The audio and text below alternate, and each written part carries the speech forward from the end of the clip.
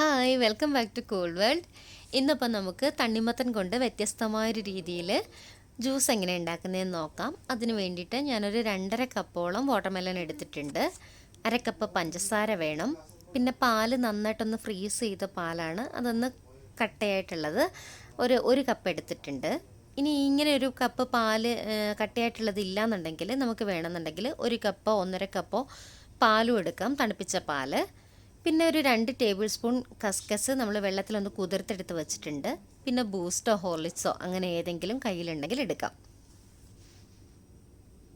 ഇനി ഞാനിവിടെ 1 cup watermelon ഒന്ന് ചെറുതായിട്ട് അരിഞ്ഞു മാറ്റി വെച്ചിട്ടുണ്ട്.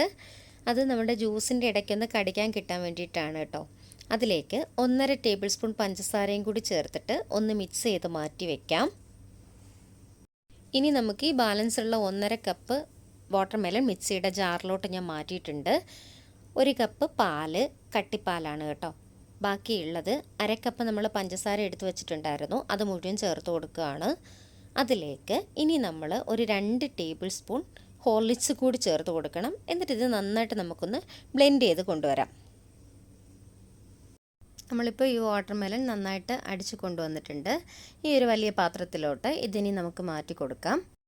ഇനി നമ്മൾ ഇതിലേക്ക് നമ്മൾ അരിഞ്ഞു വെച്ചിരിക്കുന്ന വാട്ടർമെലനും കൂടി ചേർത്ത് കൊടുക്കാം. എന്നിട്ട് നന്നായിട്ടൊന്ന് മിക്സ് ചെയ്യാം. ഇതിലേക്ക് ഇനി കളറിന് വേണ്ടിയിട്ട് ഞാനൊരു 2 ടേബിൾ സ്പൂൺ സ്ട്രോബെറിയുടെ സിറപ്പും കൂടി ചേർത്ത് കൊടുക്കുകയാണ്. അത് നിർബന്ധമൊന്നുമില്ല, വെറുതെ ഒരു കളറിന് വേണ്ടിയിട്ട് ചേർക്കുകയാണ്. ഇത്രയേ ഉള്ളൂ, നമ്മുടെ ജ്യൂസ് ഇവിടെ റെഡി ആയിട്ടുണ്ട്. നല്ല ഈസി ആയിട്ടുള്ള ടേസ്റ്റി ആയിട്ടുള്ള ഒരു റിഫ്രഷിങ് ജ്യൂസ് തന്നെയാണിത്. ഈ ഒരു സമയത്ത് നമുക്കിതിനകത്തേക്ക് കസ്കസ് കൂടി ചേർത്തിട്ട് യൂസ് ചെയ്യാം. എല്ലാവരും ഇതൊന്ന് ട്രൈ ചെയ്ത് നോക്കണം. ഇഷ്ടമാവുകയാണെന്നുണ്ടെങ്കിൽ ലൈക്ക് ചെയ്യണം, കമൻറ്റ് ചെയ്യണം, ചാനലൊന്ന് സബ്സ്ക്രൈബ് ചെയ്യണം. Thank you for watching. Thank you.